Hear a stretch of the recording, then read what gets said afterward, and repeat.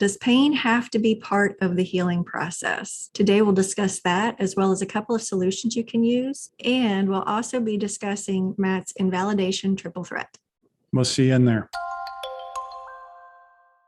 I find that guys have a lot of trouble in my world with the nuance of validating an experience that their romantic partner has when it doesn't align with their sense of it makes sense for this person to be having this experience right now, which is what I imagine some of the guys who don't have any moral compunction about pornography use. There are plenty of those people in the world. It doesn't check out for them that someone should perhaps feel hurt by that idea. Right. So my work's based on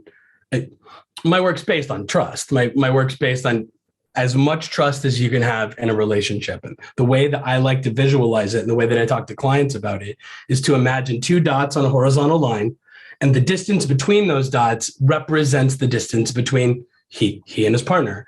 And it's like, can we work to incrementally move closer to our partner? Can we just do things where the math result of what we do or don't do results in this like closure of the gap between the two of you? And if you can just think about it in that way, I really believe that the guys that I'm working with can can govern their decision-making process, because they've got to overcome habits in their relationship. I do not like to think of the way we invalidate our partners in romantic relationships as being some like sort of vile, disgusting behavior. I like to think about it as this sort of bad habit that we have that we're not paying attention to. That happens on autopilot when we disagree with somebody. What happens is we express our disagreement with them, and then in doing so, inadvertently invalidate them. And then the conflict that happens afterwards, so many of the guys are left with, why do I have to agree with you? Like, why do I have to think what you think? I don't think what you think. Why does only your opinion and your feelings matter? And what the men are missing in this moment, it's almost always men. I don't want to say men as if women are incapable of invalidating people, because that's certainly not the case. But most often in my work, it's men are the culprits of this, what I believe to be truly like an accidental thing.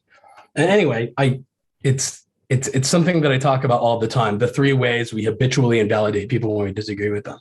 I don't know if you want to like go through that whole process right now, because it takes a whole minute. All right. Well, so this is what I say to more or less every client that I work with.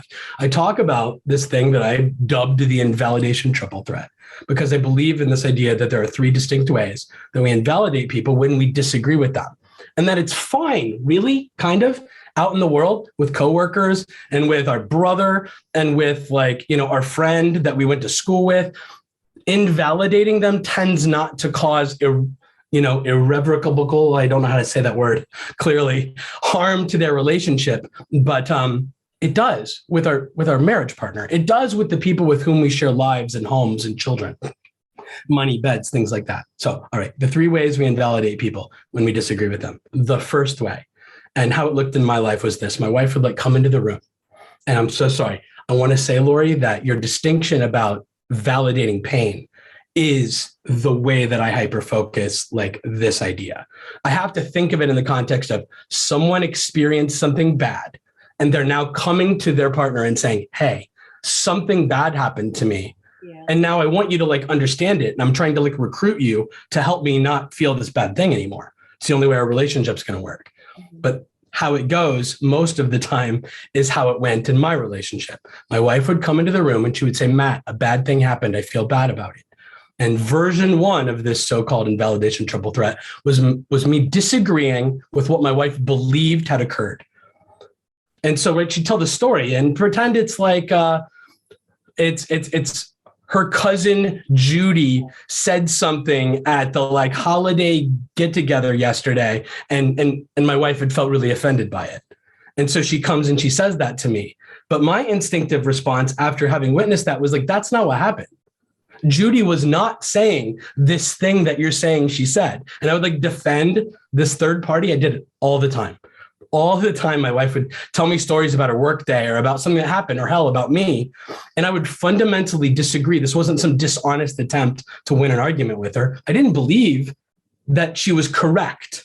So I'm trying to correct my wife's intellectual experience. So no, wife, what actually happened is this. And the math result of that exchange is your emotional experience, your pain is invalid because it's based on something I don't calculate to be real. Version 2, virtually the same, but reversed.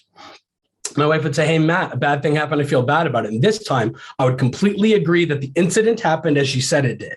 But this time I would disagree that her emotional reaction to it was somehow fair or appropriate, given the relatively minor thing I perceived this to be. So this time I'm trying to correct her feelings instead of her brain. And I'd say, well, a more fair or rational or appropriate way to feel about this situation is, and then insert whatever brilliant thing Matt thinks you should feel here. That was version 2.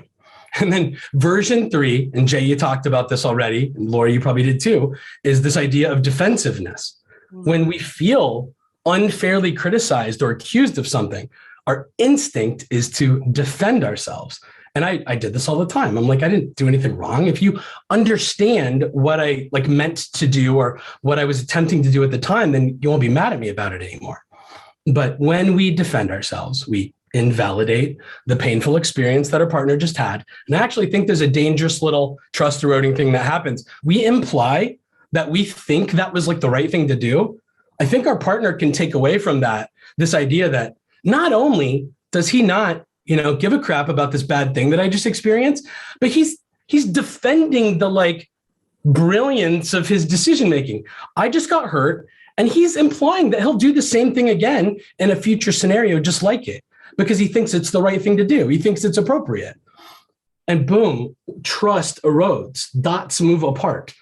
And when these happen, so when I talk about forming the habit of validation, it is about this end goal of moving these dots closer together. And I want to pause. I want to continue, but I want to pause to see if you guys have any thoughts about any of that. Yeah. I love that. I love that you give us structure. I'll probably be giving these to our couples clients just because it's so good, for all of them to know, okay, right now you're doing number 1. Right now you're solidly in number 3. And that sort of thing, to be able to, okay, this is how you invalidate me. So thank you for going over that. I'm using that in the future. So a number of things went through my head because of my experience of how I did this to Lori. And so there's this intellectual component that you were talking about, right? That if you had my intellectual understanding of the event, then your pain would be different. Yes, sir. Right? So one of the places where Lori and I where I would create greater breakdown between Lori and I was, oh no, it didn't happen 100 times, it happened 90. If you would just understand that it was 90 times instead of 100, then your pain would be at least 10% less. Lori, I'm so sorry I'm laughing at real experiences you had, because it's not funny, but that's, I'm laughing at what I perceive to be the idiocy of that logic, which I possessed in spades, by the way. Right. Yeah. And so one of this kind of created a little bit of a brainstorm for me. When we were watching the docudrama Dope Sick, they talked about one of the reasons why they couldn't get OxyContin into Germany is that they feel like pain is a part of the healing process. In the United States, as far as I know, we're pretty much like, if there's pain, there's something terribly, terribly wrong. And we want to turn off the pain knob almost as quickly as we possibly can. If you're in pain and I can find a way to turn that knob off, you won't be in pain anymore. Everything will be fine. And that's not how this works. You can't intellectually turn off someone else's pain. And so then the other thought that came to me was, if a child comes running up to, your child, they're playing on the swings, they're at the playground, they fall, they scrape their knee, they come running up to you. Your typical response is not, well, I'm sorry, that's only a 1 centimeter scrape, then it's only abraded the first level. I mean, you're not going to tell them the intellectual dynamics of what happened to them and therefore take away their pain.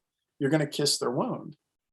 Well, I think effective child caregivers do the equivalent of kissing the wound. I think there's probably a correlation between the people with severe invalidation habits and people who grew up with the behavior model of, hey, it's not that bad. You don't need to cry this much. I certainly saw plenty of that in my life. I don't want to paint a picture of my parents being somehow callous and unloving. That's the end of this video. Join us next time when we will be discussing a common thing we hear guys say, and that is, isn't she over this yet? See you then. Bye.